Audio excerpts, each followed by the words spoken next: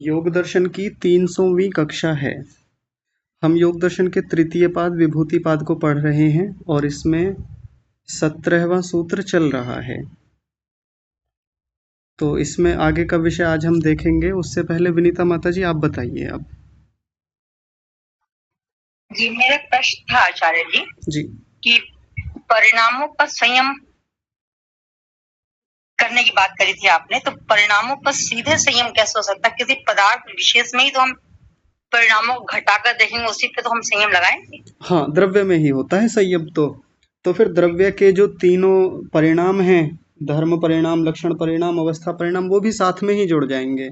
मुख्य रूप से तो वो जो वस्तु है, द्रव्य है, पदार्थ है, उसी में संयम किया जाता है। जी जी जी। हाँ जी। और एक चीज और आचार्य जी कि अहंकार या महत्त्व पर संयम कैसे लगेगा? उसके तो धर्म के बारे में कुछ भी नहीं पता, न अहंकार का न महत्त्व का। जब जंगल में आगे जाएंगे तो आगे कितना गहरा जंगल है वो जंगल में प्रवेश करके पता चलेगा। अभी जंगल में जब तक प्रवेश नहीं किया तो पता नहीं चल पाता कितना गहरा है, दूर तक क्या घनी झाड़ियां हैं, कैसे रास्ते हैं। तो पहले प्रवेश करेंगे तो आगे का रास्ता दिख जाएगा। जी जी जी जी जी, बिल्कुल सही आचार्य जी। हाँ जी। और कल जो एक बात थी कि हम किसी के शब्द सुनते हैं, किसी के वाक्य सुनते हैं जी। लेकिन हमारी वाणी तो वर्णों को ही बोलती है और कर्ण भी वर्णों को ही सुनते हैं, ठीक है जी। जो एग्जाम्पल आपने दे रखा ल, ठीक है जी। लेकिन हम किसी से ये नहीं कह सकते कि मैंने आपके वर्णों को सुना, बहुत अच्छा लगा जी। क्योंकि यदि हम ऐसा बोलेंगे तो अगला फिर पक्का वाला बिल्कुल क्या सुनेगा नहीं मालूम। जी, इस पर अभी बात करेंगे। अब ये बहुत व्यापक विषय है, कई सारे अनुच्छेद है इसमें। जब तक पूरा विषय ये ना हो जाए तब तक आप विचार करते रहिए, देखते रहिए। जब ये पूरा विषय हो जाएगा तब आप इस प्रश्न को फिर से रख लीजिएगा, नहीं तो समाधान हो ही जाएगा अंत तक आते आते। जी जी, थैंक यू आचार्य जी ठीक है। चौधरी साहब आप बताइए। जी आचार्य जी सादर नमस्ते। नमस्ते जी। आचार्य जी अभी जो हम ये प्रारंभ कर रहे हैं संयम वाला जी, कि संयम से हम अपने पूर्व जन्मों को भी जान सकते हैं, भविष्य का भी इसमें लिया कि भविष्य को भी जान सकते हैं जी। तो इसका मतलब तो ये हुआ कि हम त्रिकालदर्शी हो जाएंगे। कुछ अंशों में त्रिकालदर्शी हो जाएंगे बिल्कुल। और आचार्य जी जैसे स्वामी जी ने सत्यार प्रकाश में कहा कि ईश्वर को भी त्रिकालदर्शी कहना मूर्खता है, तो फिर हम लोगों के लिए त्रिकालदर्शी कहना तो और भी ज्यादा मूर्खता होगी। संदर्भ देखना होता है। वहां इस संदर्भ में कहा है कि जो लोग ये मानते हैं कि परमात्मा भविष्य को भी जानता है कि जीवात्मा क्या कर्म करेगा, कल क्या होने वाला है, उस संदर्भ में त्रिकालदर्शी होने को मना किया है वहां सत्यार्थ प्रकाश में। पर हम जानते हैं सामान्य रूप से तो हम त्रिकाल की चीजों को खूब अच्छे से जानते हैं। इस बात को तो ऋषि दयानंद भी मना नहीं करते। कैसे? प्रातः काल, आज जब प्रातः काल हुआ था तो सूर्योदय हुआ था, हमको पता है भूतकाल का कि ये हुआ था। अभी वर्तमान में सूर्य ऊपर चढ़ा हुआ है, दोपहर है, वर्तमान को भी जान रहे हैं। और ये सूर्य ढलेगा और कल ये सूर्योदय होगा, जानते हैं कि नहीं जानते बताइए? जी जी आचार्य जी जानते हैं। ये सृष्टि बनी थी, हमें पता है सृष्टि चल रही है, ये भी पता है सृष्टि बनेगी भी और निश्चित बनेगी, कोई नहीं रोक सकता उसे बनने से। यह सृष्टि पहले बनी थी, अब चल रही है और बिगड़ जाएगी, ये भी हम जानते हैं। तो ये तीनों कालों की ही तो बातें हैं और हम जानते हैं बढ़िया से, धूमधाम से। मैं पहले बच्चा था, आज मैं युवा हूँ और कल मैं वृद्ध हो जाऊंगा और फिर मृत्यु को प्राप्त हो जाऊंगा। ये तीनों कालों की बातें मुझे पता हैं, मैं त्रिकालदर्शी हूँ इस मामले में। लेकिन मैं कल क्या करूँगा, कल मेरे परिवार के लोग क्या कर्म करेंगे, इन सब चीज़ों को ना मैं आज जान पाता हूँ, ना मैं कल जानूंगा, ना भविष्य में कभी जान पाऊंगा। क्योंकि जो चीज़ हुई ही नहीं उसको कोई जान भी नहीं सकता, उसको अनागत कहेंगे। तो कुछ अंशों में तो त्रिकालदर्शी हर व्यक्ति है, कुछ थोड़ा और ज़्यादा है, कुछ और ज़्यादा है। तो परमात्मा की भी वहाँ पर जाकर एक सीमा है, वो भी त्रिकालदर्शी पूरी तरह से नहीं है, क्योंकि जो चीज़ें हुई ही नहीं हैं जीवात्मा के कर्म के दृष्टिकोण से, उसे परमात्मा भी नहीं जानते। ठीक है। तो आचार्य जी ये जितनी बातें हुई हैं ये तो सारी प्रकृति से संबंधित है। हाँ तो जी। प्रकृति से संबंधित ही हम अपने आप को त्रिकालदर्शी मानेंगे। हाँ जी बिल्कुल। बाकी जो अपने जीवात्मा से संबंधित या ईश्वर से संबंधित है जी उसमें तो ये सारी घटनाएं नहीं घट पाएंगे। हाँ, बिल्कुल नहीं घटेंगी वहाँ पे, और जीवात्मा के संदर्भ में बस इतना ही घटेगा कि जीवात्मा ने शरीर धारण किया था, कर रखा है, आगे भी करता रहेगा। जीवात्मा कर्म करता आ रहा था, अब भी कर रहा है और आगे भी करेगा, निश्चित करेगा, कभी खाली नहीं बैठेगा। तो ये भी जीवात्मा के संदर्भ में इतना लेना है, तो ये भी हम कह सकते हैं कि इतना भी हम जानते हैं, ये भी ऐसे ही चलता रहेगा। जी आचार्य जी, धन्यवाद। और आगे पढ़ेंगे फिर और तो सोचेंगे इस पे जो है। हाँ जी, हाँ जी। हमको बस संदर्भ समझना चाहिए, नहीं तो कई बार एक संदर्भ में कही हुई बात फिर दूसरे संदर्भ में कही हुई बात के साथ कई बार घटित नहीं होती, संगति नहीं लग पाती। जी, जी धन्यवाद जी, नमस्ते। नमस्ते जी, ठीक है। जी विनीता माता जी कुछ कह रहे हैं? नहीं आचार्य जी, सॉरी, हैंड रेज रह गया, सॉरी। ठीक है जी। जी कुसुम माता जी आप बताइए। जी, 15वां सूत्र है। जी इसमें मेरा प्रश्न है, जो जहाँ बताया है नहीं कि धर्म भी धर्मी बनता है, इसके बाद की जो पंक्ति है, यदा तू परमार्थ तो धर्मिण्य, तो ये पूरी जो सेंटेंस है, वाक्य है, उसका थोड़ा भावार्थ समझाए ना। किस स्थान पर एक बार बताइए माता जी? 15वें सूत्र में। 15वें सूत्र में जो लिखा है ना, धर्मोपि धर्मी, आप वो भी बताया कीजिए, लास्ट में पूरा पूरा परिचय बताया कीजिए, कौन सी पंक्ति में, कौन से अनुच्छेद में। वो पहला, दूसरा और तीसरा अनुच्छेद। जी जी मिल गया, ठीक है। इसके नीचे यदा तू धर्म परमार्थ तो, ये पंक्ति। अच्छा जी, ठीक है। यदा तू परमार्थतो धर्मिणी अभेद उपचारः तद्द्वारेण स एव अभिधीयते धर्मः तदा अयम एकत्वेन क्रमः प्रत्यभासते। ठीक है, मैं इसको अलग से बताऊंगा, आपको व्हाट्सएप पे बता दूंगा, क्योंकि अब वो स्क्रीन पे शेयर होता है ना, तो फिर उसमें मार्क करके बताना आसान रहता है। जी जी, हाँ समझा दूंगा मैं, ठीक है। चलिए, और किसी का नहीं है प्रश्न तो आगे बढ़ते हैं। तो हमारा 17वां सूत्र चल रहा था, जिसमें हम एक और सिद्धि को देख रहे थे। सिद्धि की चर्चा अभी बाद में आएगी, पहले उसके बारे में कुछ बेसिक बातें बता रहे हैं। अभी शायद 2-3 दिन पहले शायद कुसुम माता जी ने ही एक प्रश्न पूछा था। अभी जो इससे ठीक पहले वाला जो प्रसंग था 16वें सूत्र में, कि यदि कोई तीनों परिणामों में संयम करे तो उसको अतीत और अनागत का ज्ञान हो जाता है। तो माता जी ने वहाँ एक प्रश्न किया था, तो फिर इतनी बातें बताने की जरूरत क्यों पड़ी?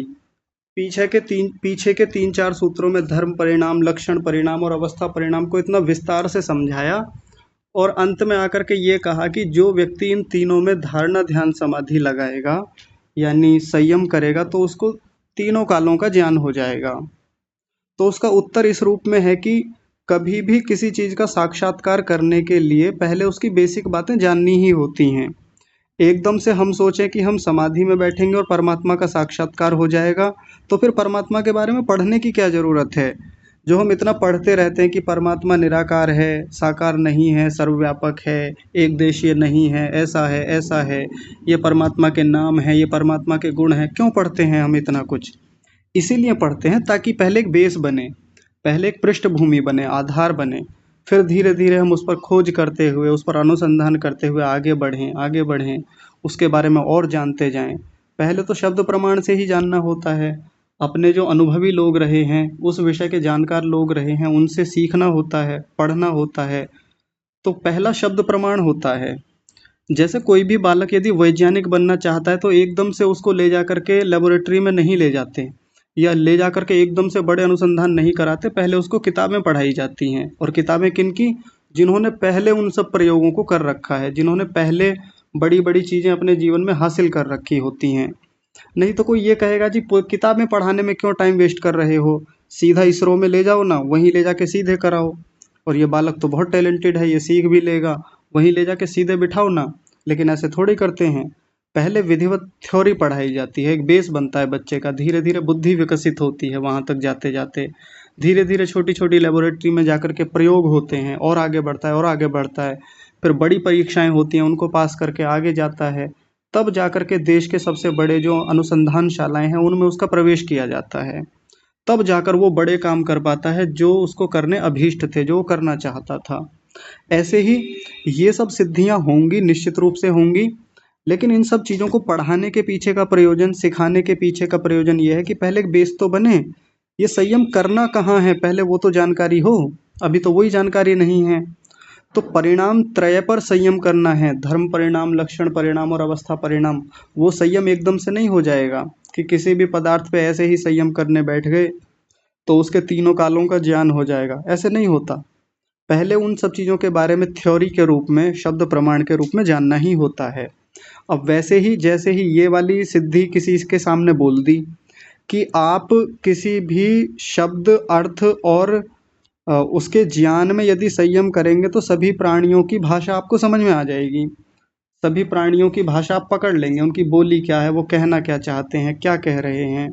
अब इस पे तो टिक जाएंगे जा करके, लेकिन इससे पहले बताई हुई बात पे हमारा ध्यान नहीं जाता। या जो अभी व्यास भाष्य में इतनी सारी आधारभूत बेसिक बातें बता रहे हैं, इसको जानने में रुचि कम रहती है। रुचि यहाँ ज़्यादा चली जाती है कि पहले सिद्धि बताओ, पहले सिद्धि सिखाओ हमें तो। लेकिन पहले ऐसे ही बेसिक बातों को समझना होता है। अब जहाँ हमको संयम करना है, पहले उनका पता तो चले कि संयम करना कहाँ है। तो उसी प्रक्रिया को महर्षि व्यास जी सिखा रहे हैं। आइए एक बार पहले सूत्र को देख लेते हैं। शब्दार्थ प्रत्यय प्रत्ययनाम इतरेतर अध्यसात संकरः तत्प्रविभाग संयमात सर्वभूत रुत ज्ञानम।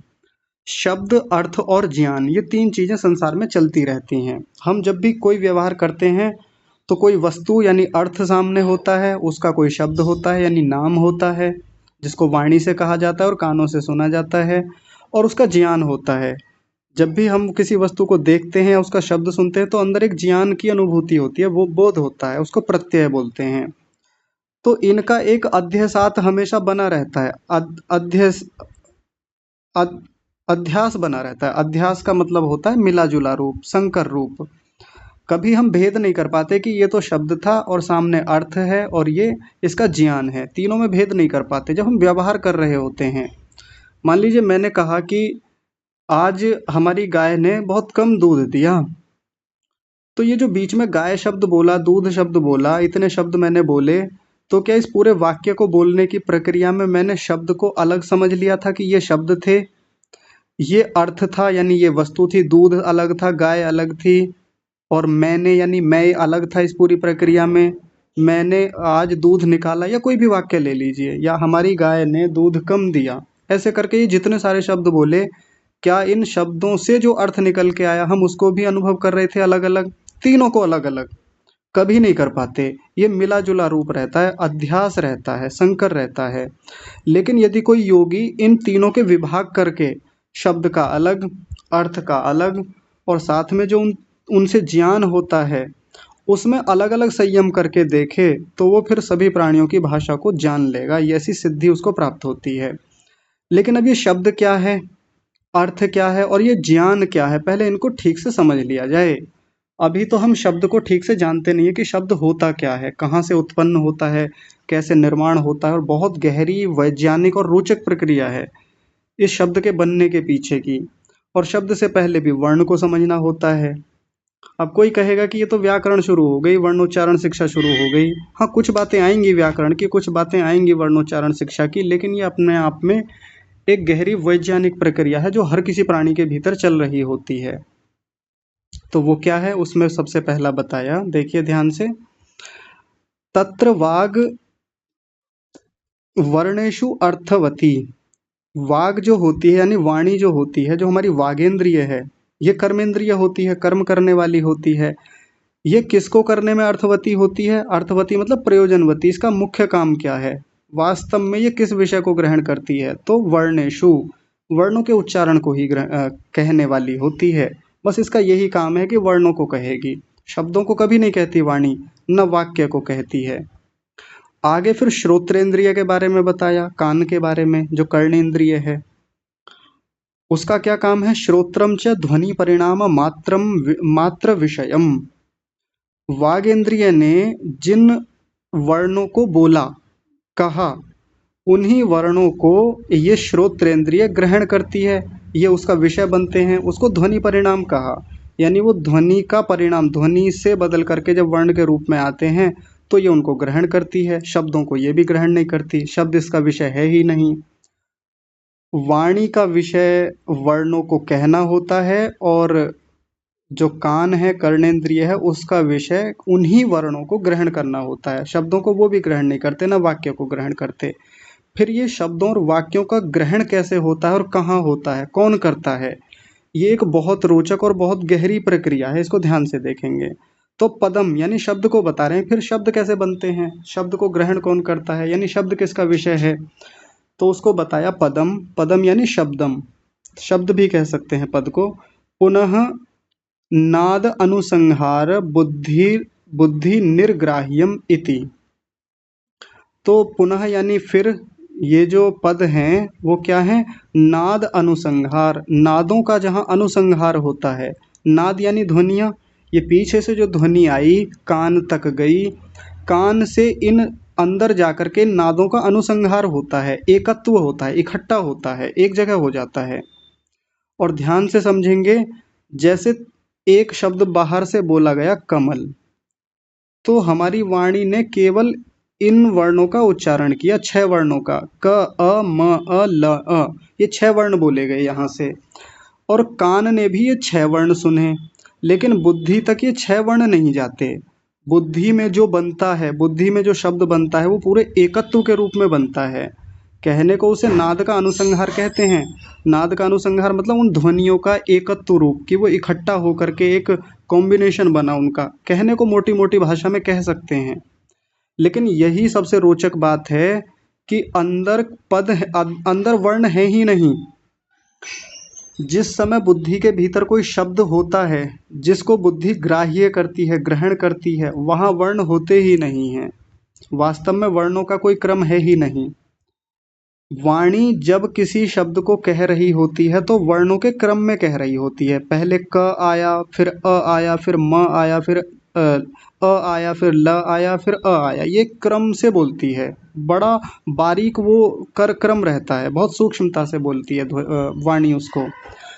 कर्णेंद्रिय भी उसको उसी क्रम में सुनती है। लेकिन हमारी जो बुद्धि है वो उसको मोटी मोटी भाषा में तो कह देंगे कि वर्णों के क्रम से ही शब्द बना, ये मोटी मोटी भाषा में कहा जा सकता है और गलत भी नहीं है। लेकिन पूरा भीतर जिस शब्द का एक एकत्व होता है, वहाँ वर्णों का कोई क्रम नहीं है, वर्णों का कोई सीधे सीधे संयोग नहीं है। पूरा एक शब्दों का एक समूह मात्र रहता है, अक्षरों का एक समूह मात्र रहता है, उसको वहाँ शब्द कहा। अभी इसको आगे विस्तार से बताया जाएगा, अभी तो मैंने मोटा मोटा आपके सामने रखा है। आगे देखिए, अभी वर्णों के बारे में कुछ और एक बात बता रहे हैं। वर्णाः एक समय असंभवित्वात् परस्पर निरनुग्रहात्मानः। ये जो वर्ण होते हैं, जितने भी हम वाणी से वर्ण बोलते हैं, ये एक समय में संभव नहीं होते हैं कि एक समय में 2 या 2 से अधिक वर्ण हम बोल लें। एक समय में तो एक ही वर्ण निकलता है।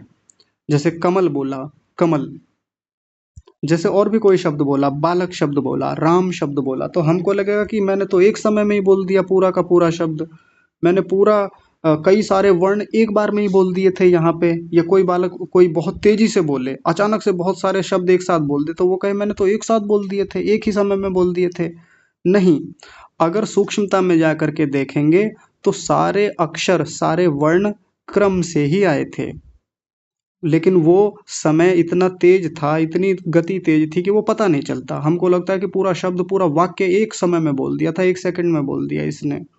यहाँ आओ, एकदम से बोला यहाँ आओ, पूरा वाक्य बोल दिया और 2 शब्द बोल दिए। तो कोई कहेगा कि मैंने तो एक बार में बोल दिया था और देखो कितने सारे वर्ण मैंने एक ही समय में बोल दिए थे। नहीं, यहाँ आओ में एक पूरा क्रम था वर्णों का, य अ ह अ, और ऊपर वो अनुनासिक जो ये बना हुआ होता है, आ की मात्रा, ये सारे एक क्रम से ही आ रहे थे। तो एक समय में वर्ण जो हैं एक समय में संभव नहीं होते हैं। और दूसरा इनके बारे में क्या बताया वर्णों के बारे में, परस्पर निरनुग्रहात्मानम, एक दूसरे का कभी अनुग्रह नहीं करते हैं कि एक दूसरे के साथ मिल करके आगे बढ़ते हैं। कि दोनों साथ साथ चल रहे हैं और साथ साथ काम कर रहे हैं। चूंकि दोनों एक समय पर होते ही नहीं हैं, 2, 3, 4 वर्ण एक साथ कभी नहीं होते। 4, 5 की तो बात छोड़ दीजिए, 2 वर्ण भी कभी एक साथ नहीं आते हैं। एक समय में एक ही वर्ण वाणी बोलती है। और वैसे ही हमारा जो कर्ण इंद्रिय है, कान है, वो भी वर्णों को एक क्रम में ही सुन पाता है। वहाँ भी एक साथ सारे वर्ण एक समय में नहीं जाते।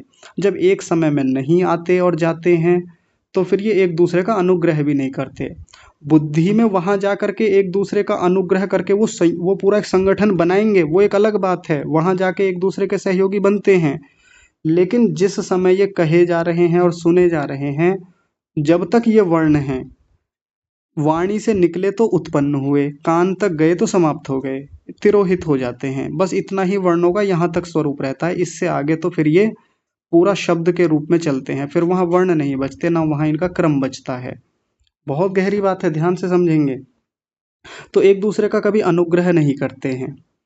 आगे देखिए, ते माने वे, पदम असंस्पृश्य अनुपस्थाप्य आविर्भूतः तिरोभूताश्च इति।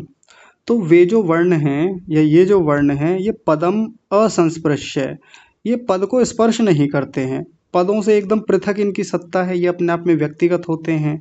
और साथ ही इसको आगे बढ़ाया, आगे खोला इसी बात को, अनुपस्थाप्य, यानी पद को उपस्थित नहीं करते हैं, ये अपने आप में पदों को नहीं बनाते।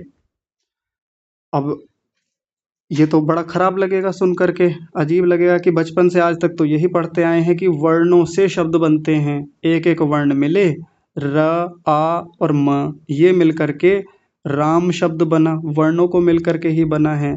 तो बाहर की भाषा में, बाहर की दुनिया में, स्थूल भाषा में ये बात बिल्कुल ठीक है, और एक अंश में ये ठीक लगेगी भी और सही भी है, कोई बुराई नहीं है। लेकिन यहाँ बिल्कुल स्पष्ट कह रहे हैं कि एक एक पद अपने आप में, कि कोई एक एक वर्ण अपने आप में किसी पद को बना देता है, ऐसा नहीं है। पद की एक अपनी अलग सत्ता, वर्ण की अपनी अलग सत्ता है। वो पदों को सीधे नहीं बना सकता, अपने आप से नहीं कर सकता, तो उसको उपस्थित नहीं करता है। और साथ में उसका एक और लक्षण बताया, उसका स्वरूप बताया, आविर्भूतः तिरोभूताः। तो ये जो वर्ण है वो आविर्भूत होते हैं, यानी प्रकट होते हैं, और नष्ट भी हो जाते हैं। वाणी से निकले तो उद्भूत हुए, पैदा हुए, आविर्भूत हुए, और आगे जब वो कर्णेंद्रिय तक जाते हैं तो तिरोहित हो जाते हैं, यानी समाप्त हो जाते हैं। ये इनके बारे में बताया। और फिर आगे कहा, प्रत्येकम पदम अस्वरूपा उच्यन्ते। और ये प्रत्येक वर्ण जो हैं, ये अपद स्वरूप के रूप में कहे जाते हैं, पद नहीं। यहाँ देखिए अपद लिखा हुआ है, प्रत्येकम अपद स्वरूपा उच्यन्ते, ये अपद के रूप में कहे जाते हैं। कि कोई इन वर्णों को ही पद कहने लगे कि ये पूरा मैंने अपने आप में ये जो वर्ण बोला ये शब्द थे, नहीं, वो शब्द नहीं थे, वो तो बुद्धि के द्वारा ग्राह्य होने वाला है। तो अब देखिए, अब इसी बात को दूसरी दृष्टि से समझा रहे हैं। वो क्या है, वर्णः पुनः एक एकैहि पदात्मा। पुनः माने फिर, एक एकैहि वर्णः, इसको सीधा करेंगे तो कैसे बनेगा, एक एकैहि वर्णः। एक एक वर्ण जो है वो पदात्मा है, पद का आत्मा है। यानी इसी बात को अब दूसरी दृष्टि से, अंदर की दृष्टि से कह रहे हैं, जो बुद्धि में जाकर के बनता है। यानी एक एक वर्ण जो है वो पद का आत्मा होता है। पद का आत्मा का मतलब क्या है, आत्मा का मतलब यहाँ पर अंश से है, हिस्से से है, या उपादान कारण से। कि कोई भी शब्द बनता है तो वो उस वर्ण से ही बनता है, वो उसका उपादान कारण बनता है। अब देखिए, पिछली बात से एकदम उल्टी बात लगेगी। अभी पीछे क्या कह रहे थे, पीछे कहा था कि एक समय में संभव नहीं होते और परस्पर एक दूसरे का अनुग्रह नहीं करते। और ये जो वर्ण है, ते माने वे वर्ण हैं, पद से एकदम असंस्पृश्य रहते हैं, यानी पद को छूते नहीं हैं और पद को उपस्थित नहीं करते। तो वो एकदम उल्टा लगेगा ना यहाँ। लेकिन अभी विचार करते रहिए, इस प्रसंग के पूरे होते होते पूरी बात समझ में आएगी। कि अभी तो कह रहे थे कि पद को स्पर्श नहीं करते और पदों को ये वर्ण उपस्थित नहीं करते और अपद के रूप में कहे जाते हैं। और यहाँ कह रहे हैं कि एक एक वर्ण पद का आत्मा होता है। यानी पद जब बनता है, पद का जब निर्माण होता है, तो वो इन्हीं वर्णों से ही होता है। वर्ण उसमें कारण बनते हैं, कारण वो वाला कारण, जैसे हम पीछे कारण और कार्य संबंध देख करके आए हैं वैसे ही बनता है। आगे देखिए, अब इसको और आगे समझ लेंगे पहले धीरे धीरे। सर्व अभिधान शक्ति प्रचितः, ये जो वर्ण है इनमें कुछ शक्ति होती है, प्रत्येक वर्ण में अपनी एक शक्ति होती है, और वो शक्ति क्या है? सर्व अभिधान शक्ति प्रचितः, माने उस शक्ति से युक्त होते हैं। कौन सी शक्ति होती है? सर्व अभिधान नाम की शक्ति होती है। ये सर्व अभिधान शक्ति का मतलब क्या है? सर्व का मतलब सभी, अभिधान का मतलब अर्थों का बोध कराने की। ये सभी अर्थों का बोध कराने की शक्ति इन वर्णों में उपस्थित होती है। ये इनकी एक विशेष बात है। कैसे? तो देखिए ऐसे कि यहाँ कोई भी वर्ण है, जैसे मैंने कमल शब्द लिखा, तो यहाँ क नाम का जो वर्ण है यहाँ कुछ अर्थ दे रहा है, लेकिन जब इसी से मैंने एक दूसरा शब्द लिखा कर, कर माने होता हाथ, तो यहाँ क एक अलग तरीके से अर्थ दे रहा है। हालांकि कोई किस अलग अलग वर्णों के कोई अर्थ नहीं होते कि क का कुछ अर्थ होता है, म का अलग अर्थ होता है, ल का अलग अलग अर्थ होता है, अलग अलग किसी वर्ण के कोई अर्थ नहीं होते। अगर ऐसे अर्थ होते तो फिर हर जगह वो समान अर्थ देता, और इतने सारे जो शब्द हम देखते हैं और वो यदि समान अर्थों को देते कि क का यहाँ भी जो अर्थ था कमल में, वहीं कर में भी अर्थ होगा क वर्ण का, तो फिर तो गड़बड़ हो जाती, इतने सारे अर्थ कभी निकल के ही नहीं आते।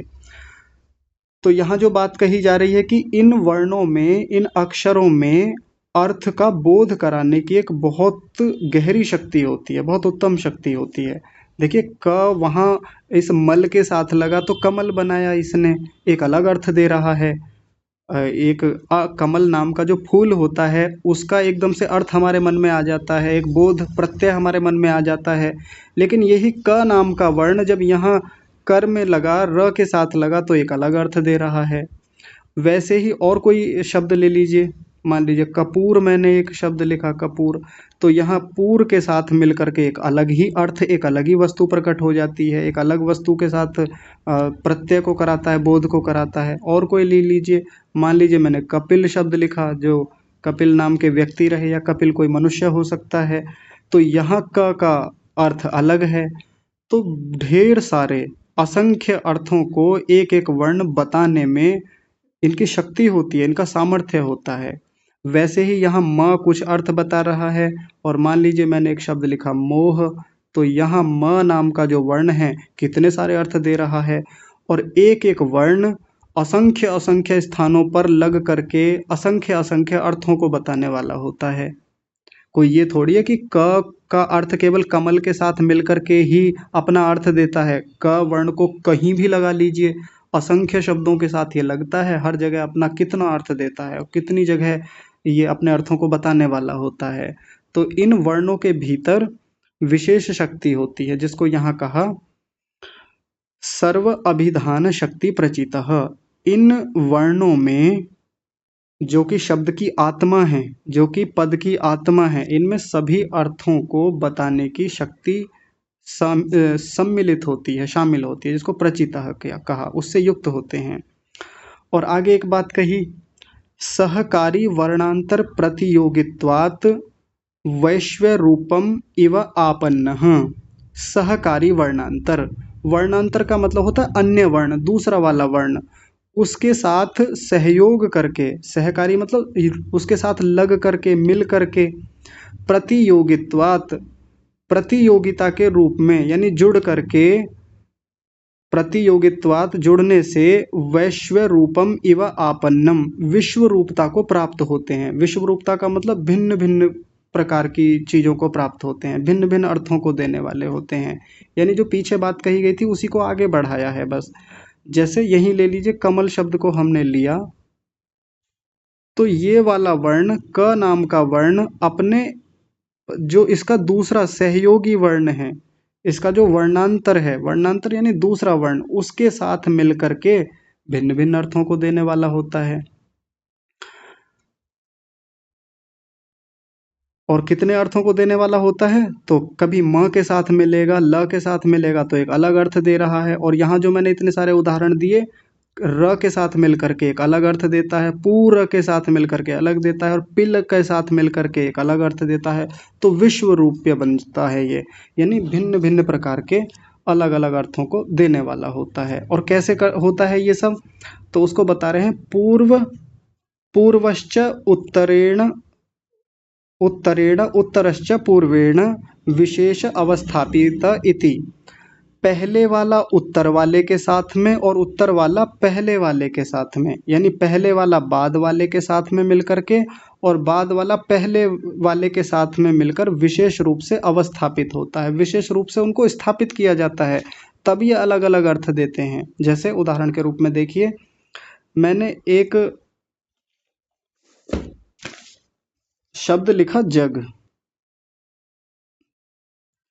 यहाँ पर क्रम क्या है, ये पहले वाला वर्ण दूसरे अपने सहयोगी वर्णांतर के साथ मिलकर के एक अर्थ देता है, जग नाम की एक वस्तु प्रकट करता है।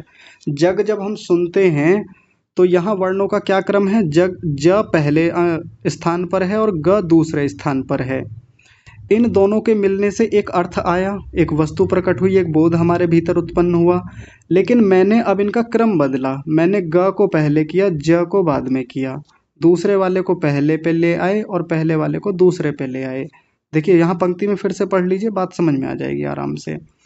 पूर्वश्च उत्तरेण उत्तरश्च पूर्वेण, पहले वाला दूसरे वाले के साथ और दूसरा वाला यानी बाद वाला पहले वाले के साथ मिलकर विशेष रूप से जब अवस्थापित होता है, तब ये विश्व रूप में आपन्न होते हैं, भिन्न भिन्न रूपों में, भिन्न भिन्न अर्थों को देने वाले होते हैं। तो यहाँ जो उदाहरण चल रहा था देखिए, पहले वाला दूसरे के साथ मिला तो एक अलग अर्थ दे रहा है, दूसरा वाला पहले के साथ मिला तो अलग अर्थ दे रहा है।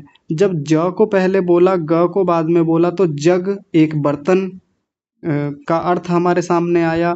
लेकिन जब इनका क्रम बदला, दूसरे वाले को पहले स्थान पे लेकर के आए, तो दूसरा अर्थ बनता है ना। ऐसा थोड़ी है कि ग अपना अर्थ वैसा ही रहेगा जैसा यहाँ जग में था, ज का वैसा ही अर्थ रहेगा। अगर प्रत्येक वर्ण का अपना अर्थ होता तो इनके क्रम बदलने पर भी अर्थ तो वही रहता। अगर मान लीजिए मैंने जग बोला और जग में मैंने दोनों वर्णों का क्रम उलट करके गज लिखा, तो अर्थ तो तब भी इसका जग ही होता, यानी एक बर्तन ही होता। लेकिन नहीं, वर्णों का क्रम बदलने पर अर्थ भी बदल जाते हैं। इसका मतलब एक ही वर्ण में इतने इतने अर्थों को देने का सामर्थ्य है। और इस हमने बचपन से लेकर आज तक हजारों लाखों शब्द पढ़े होंगे, सुने होंगे, और उनमें एक ही वर्ण को कितनी कितनी बार देखा होगा, हजारों हजारों लाखों लाखों बार एक ही वर्ण को अलग अलग स्थानों पे देखा। कभी आगे हो जाता है, कभी पीछे हो जाता है, कभी बीच में, कभी इधर कभी उधर, चलता रहता है वो, और कितने अर्थों को दे देता है। जैसे और उदाहरण देख लीजिए, जैसे मान लीजिए मैंने चर एक शब्द लिखा, चर। अब इनके वर्णों को पलटिए, वर्णों को पलटने पे बना रच। अगर मान लीजिए च का अर्थ और र का अर्थ जो यहाँ चर में बन रहा है अगर वो ही होता तो फिर यहाँ पर भी वही होता। चरने का मतलब क्या होता है, चरना, चलना, जिसमें गति हो उसको चर कहते हैं। लेकिन रचने का मतलब क्या होता है, निर्माण करना। एकदम भिन्न अर्थ है, अलग अर्थ है। वर्ण वही हैं दोनों, लेकिन पूर्व वाला उत्तर वाले के साथ मिलकर के और उत्तर वाला पूर्व वाले के साथ मिलकर के विशेष रूप से जब उनका स्थापन होता है, आया ना यहाँ पे पंक्ति में, फिर से देखिए आराम से, विशेष अवस्थापित। जब वो विशेष रूप से अवस्थापित होते हैं तो फिर वो क्या करते हैं, वैश्व रूपम, विश्व रूप में अर्थों को देने वाले होते हैं। कितने ही ऐसे मिलेंगे। जैसे मान लीजिए एक शब्द है वायु, और हम क्रम को बदलते हैं। बच्चे भी इस प्रकार के खूब खेल खेलते रहते हैं और वो शब्दों को, अक्षरों को आगे पीछे करते रहते हैं। तो इसका उल्टा क्या बनता है, युवा। यू को अलग किया, वा को अलग किया। हालांकि यहाँ वर्णों को अलग नहीं कर रहा हूँ मैं, पूरा पूरा दो दो वर्ण अलग हो रहे हैं। यहाँ यू को पहले ले आए और वा को बाद में ले गए हैं। लेकिन देखिए, अगर मान लीजिए वा का अर्थ और यू का अर्थ वही होते जो वायु के अर्थ हैं, हवा के अर्थ हैं, तो फिर युवा में भी तो वही अर्थ होते। लेकिन अब भिन्न भिन्न अर्थों को प्रकट कर देते हैं यही वर्ण। तो ये वर्णों का सामर्थ्य बताया जा रहा है कि वर्णों की का इतना उत्तम सामर्थ्य है कि एक एक वर्ण का यदि स्थान बदलें, एक एक वर्ण का अलग अलग स्थानों पर प्रयोग हो तो उसके वो असंख्य अर्थों को देने वाला होता है। और वैश्व रूपम का मतलब होता है एक प्रकार से असंख्य, जिनको हम गिन नहीं सकते, इतने अर्थों को देने वाला होता है। बस अब इसी बात को थोड़ा आगे बढ़ा करके कह रहे हैं, एवं इस प्रकार बहवो वर्णाः, बहुत प्रकार के जो वर्ण हैं, क्रम अनुरोधिनः, क्रमों का अनुरोध करते हुए यानी क्रम को बनाए रखते हुए, क्रम के पीछे पीछे चलते हुए, अर्थ संकेतेन अवच्छिन्ना इयन्त, अर्थ के संकेत से युक्त होकर के, अवच्छिन्ना का मतलब होता है युक्त होकर के, इयन्त जाने जाते हैं। तो ये जो वर्ण हैं, बहुत सारे वर्ण होते हैं, ये क्रमों का अनुरोध करते हुए इनको जब हम एक विशेष क्रम में रखते हैं तो संकेत से युक्त होकर के ये जाने जाते हैं, विशेष संकेत को देते हैं, विशेष अर्थ को देने वाले होते हैं। यानी जिस समय मैंने यहाँ जग लिखा तो एक अलग संकेत आ रहा है, किसकी तरफ संकेत कर रहा है, एक पात्र की तरफ, बर्तन की तरफ संकेत कर रहा है। और जब मैंने इनका एक विशेष क्रम रखा, इनका क्रम बदला, ये भी तो एक विशेष क्रम है, ज पहले ग बाद में, अब यहाँ ग पहले ज बाद में, ये भी तो एक विशेष क्रम है। दोनों का एक विशेष क्रम में जब इनको अवस्थापित किया तो क्रमेण अनुपातिनः, यानी क्रम के रूप में जब ये अनुपाती होते हैं क्रमानुरोधी होते हैं, तो फिर ये क्या करते हैं, भिन्न भिन्न संकेतों को देने वाले होते हैं, अलग अलग संकेत यानी अर्थ को देने वाले होते हैं। जैसे कहते हैं ना कि भाई ये बात तो आपकी किसी और तरफ इशारा कर रही है, आप जो ये कह रहे हैं ना, आपके शब्द कहीं और संकेत कर रहे हैं, इशारा कर रहे हैं।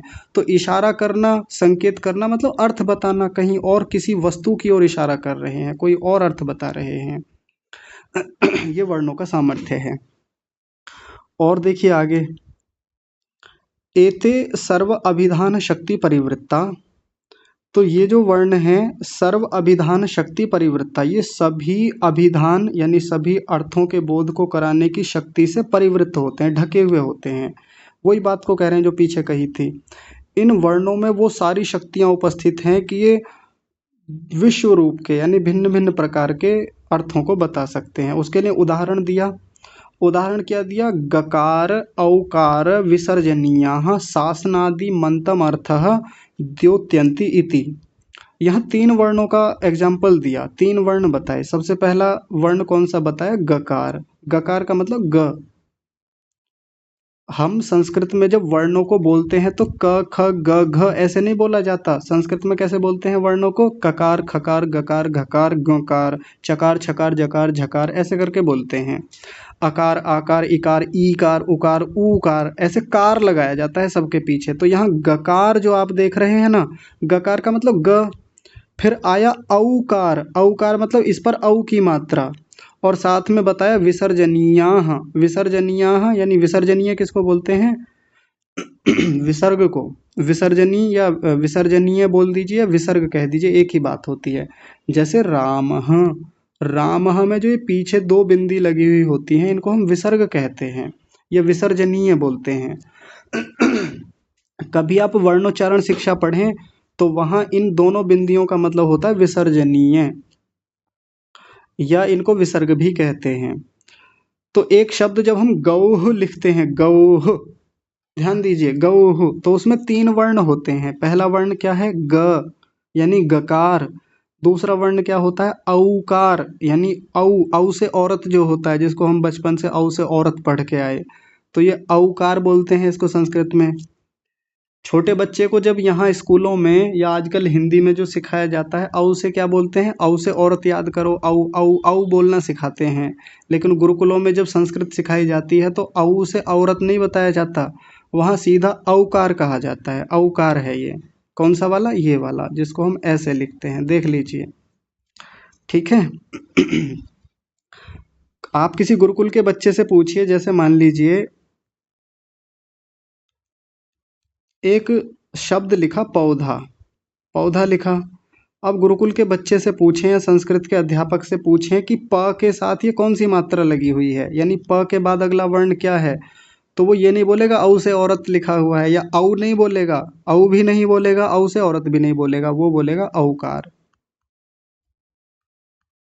क्या बोलेगा, औकार, कि औकार लगा हुआ है इस पर।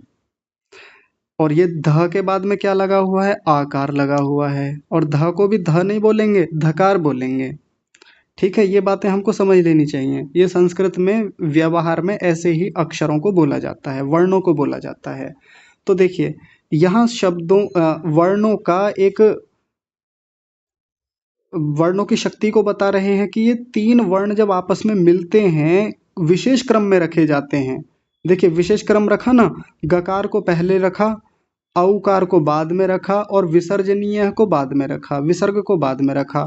एक विशेष क्रम है जिसको ऊपर बताया क्रमानुरोधिना, एक क्रम का अनुरोध कर रहे हैं, क्रम को फॉलो कर रहे हैं। अनुरोध करने का मतलब फॉलो कर रहे हैं, उसके पीछे पीछे चल रहे हैं। तो ऐसा करने से फिर क्या होता है, एक संकेत प्रकट होता है, एक अर्थ प्रकट होता है, विशेष अर्थ। अब मान लीजिए अगर ये ऐसे कर देते गकार, हालांकि इस शब्द में करना बड़ा मुश्किल है कि आगे पीछे कर देते क्रम को, आगे पीछे करना बहुत मुश्किल है। वो ऐसे कुछ मान लीजिए ऐसे करते, औकार को पहले कर दिया, गकार को बाद में कर दिया और ये विसर्ग को पीछे कर दिया। वर्ण तो वही हैं, वर्ण कोई बदले थोड़े ही हैं, औकार भी है, गकार भी है और विसर्ग भी है, लेकिन क्रम बदल दिया बस। और क्रम बदलने से ही देख लीजिए कोई संकेत निकल के सामने नहीं आएगा हमें, या आएगा तो भिन्न ही संकेत आएगा। संकेत यानी अर्थ, कोई अर्थ पता चल रहा है इससे। ये जो मैंने आपके सामने क्रम लिखा है, ये एक, जो लोग कहते हैं ना कि वर्णों के क्रम को शब्द कहते हैं, वर्णों के क्रम से सीधे शब्द नहीं बनते, कोई विशेष अर्थ भी होता है उसका, कोई संकेत होना चाहिए, एक बुद्धि बननी चाहिए, उसमें प्रत्यय भी हो, बोध भी जुड़ा होना चाहिए। तो देखिए वर्णों का क्रम तो लिखा हुआ है, लेकिन कोई वस्तु समझ में आती है इनको लिखने पर या बोलने पर? कोई वस्तु आई दिमाग में? ये जो वर्ण यहाँ लिखे हुए हैं सामने, कोई वस्तु नहीं आती, कोई संकेत सामने नहीं आता। लेकिन जैसे ही इनको एक विशेष क्रम में स्थापित किया, ग को पहले किया और औकार को उसके पीछे और फिर विसर्ग को, जैसे ही गौह ऐसा बोला, तुरंत हमारे दिमाग में एक गाय नाम का प्राणी आ जाता है, जिसको आगे उन्होंने बोला, क्या बोला देखिए, सासनादिम अर्थम द्योत्यंती इति। सासनादि, सासना कहते हैं गलकंबल को, गायों के गले में एक कंबल जैसा लटका हुआ होता है ना, खाल उनकी विशेष रूप से बहुत लंबी सी होती है, वहां पर लटकी हुई, बहुत बड़ी कंबल जैसी होती है, बड़ी मुलायम, और कंबल जैसे रोए उस पर बने होते हैं। आप कभी स्पर्श करके देखिएगा, देशी गाय के होता है ये, केवल गाय का मतलब देशी गाय होता है केवल। ये जो आजकल हमको गाय दिखने में आती हैं, ये गाय नहीं होती, क्योंकि उनमें गल कंबल नहीं होता। तो जो गाय है वास्तव में उसके गले में गल कंबल मिलेगा, लटकी हुई खाल मिलेगी। तो जिस प्राणी में ये सासनादि होते हैं, सासना आदि, सासना का मतलब वो गल कंबल और आदि का मतलब पैर हो गए, पूंछ हो गई, कमर हो गई, पेट हो गया और गर्दन, चेहरा, सींग, वो सब आ जाएंगे फिर इसी में। सासना आदि यानी अंगों से युक्त एक 4 पैरों वाला गाय नाम का जो अर्थ है, देखिए सासनादिम अर्थम द्योत्यंती इति, वो प्रकाशित हो जाता है हमारी बुद्धि में।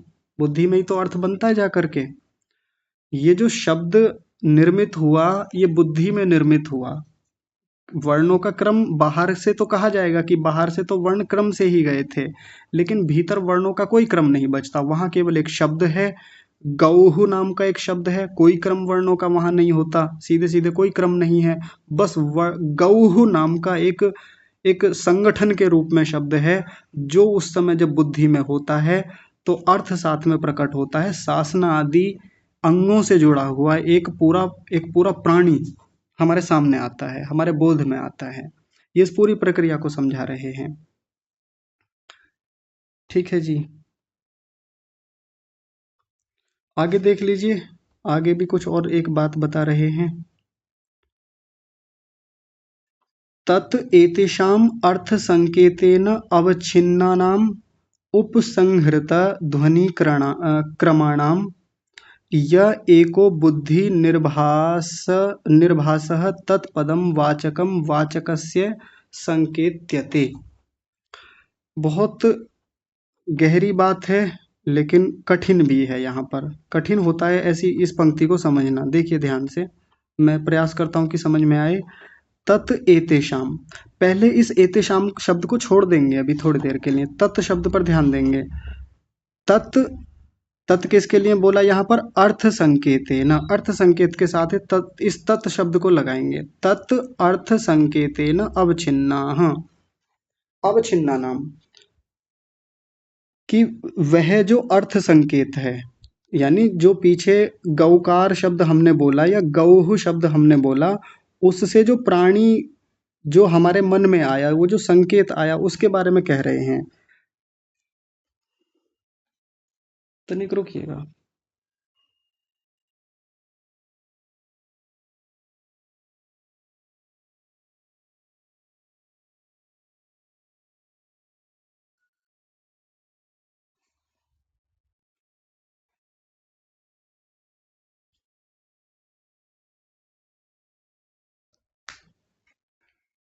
हाँ ठीक है, देखिए तत् एतेषाम, यहाँ तत् को लेंगे पहले और उसके साथ जोड़ेंगे अर्थ संकेतेन।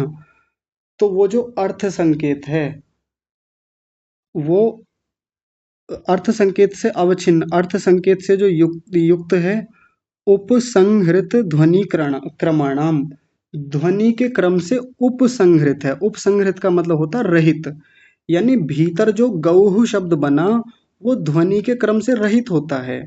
मान लीजिए हमने कमल शब्द बोला और भीतर जो एक पद बना कमल नाम का, कमल नाम का जो संकेत, जो अर्थ हमारे भीतर आया वो ध्वनि के क्रम से रहित होता है। उपसंहृत का मतलब होता है कि वहां पर जाकर ध्वनि का क्रम समाप्त हो जाता है, कि पहले क आएगा, फिर म आएगा, फिर ल आएगा, या क अ म अ ल ऐसे आएगा, वो वहां पर क्रम नहीं बचता, उससे रहित होता है। तो ये जो शब्द संकेत से जो रहित है, अ, शब्द संकेत से तो युक्त है लेकिन ध्वनि के क्रम से जो रहित है, तद वह एतेषाम यानी उसका, एतेषाम यानी उनका, उनका किसका, इन वर्णों का, यह एक बुद्धि, जो एक बुद्धि बनती है, उन वर्णों की जो एक बुद्धि होती है, निर्भासः तत्पदम, वो जो निर्भासित होती है, तत्पदम, उसको हम पदम वाचकम वाचकस्य संकेतयते संकेत्यते, उसको हम वाच्य के वाचक के पद के रूप में संकेतित करते हैं। जब कोई ध्वनि का क्रम अंदर गया, अंदर जाकर के वो ध्वनि का क्रम नहीं बचता है, वो वर्णों का जो संकेत शब्द के रूप में अंदर बना उसको हम वाच्य, वाच्य यानी वो वस्तु, जो वो वस्तु थी, जैसे गाय नाम की वस्तु थी, उसका वाचक, और वाचक को क्या बोलते हैं, पदम संकेत्यते, उस पद के संकेत के रूप में उपस्थित होता है।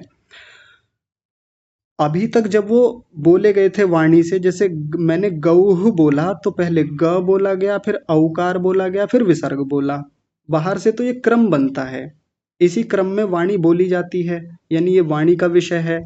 कानों ने भी इसी क्रम से सुना, गकार को सुना, औकार को सुना और विसर्ग को सुना। लेकिन अब देखिए संकेत तो साथ में जुड़ा रहेगा, यहाँ कहा अर्थ संकेतेन अवच्छिन्नानाम, अर्थ संकेत तो साथ में रहेगा, वो वस्तु तो उपस्थित रहेगी, उसका संकेत, उसका अर्थ तो रहेगा, लेकिन यहाँ एक बहुत रोचक बात यह बताई गई, उपसंहृत ध्वनि क्रमाणाम, वो ध्वनि के क्रम से फिर जाकर के वहां रहित हो जाता है, फिर ध्वनि का कोई क्रम नहीं रहता। जैसे ही हमारे मन के भीतर वो पद बनता है, जिसको यहाँ वाच्यस्य वाचकम पदम संकेत कहा, संकेत के रूप में कहा, जो वाच्य यानी गाय है उसका जो वाचक है, जो बोलने वाला शब्द है, उसको पद कहा। वो जब भीतर गौह नाम का पद भीतर हमारे भीतर बनता है बुद्धि में, वो एक बुद्धि के रूप में भाषित होता है, एको बुद्धि निर्भासः, एक बुद्धि के रूप में भाषित होता है, बस एक बुद्धि। वहां फिर क्रम नहीं बना होता कि पहले ग है, इसमें औ है, फिर विसर्ग है, ऐसा कोई क्रम वहां नहीं बचता। हम जितने भी शब्द बोलते हैं उन शब्दों में बाहर की दुनिया में वाणी से बोले जाने में और कान से सुने जाने में तो एक ध्वनि का क्रम चलता है, लेकिन अंदर जब वो संकेत से युक्त होता है तब वहां ध्वनि का क्रम हट जाता है, उससे रहित हो जाता है। ये सबसे महत्वपूर्ण बात है, स्पष्ट रूप से उस बात को कह रहे हैं।